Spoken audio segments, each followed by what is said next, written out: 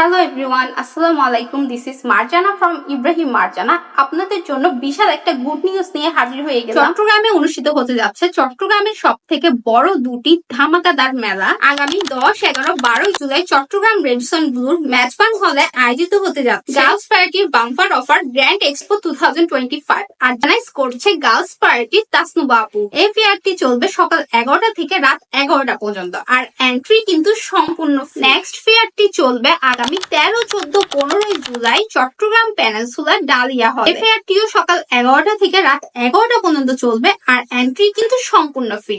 এই ফেয়ারটি অর্গানাইজ করছে ঢাকার ফেমাস একটি ব্র্যান্ড, যেটাকে আমরা সবাই চিনি, তা হলো রাইসাস গ্ল্যামার ওয়ার্ল্ড।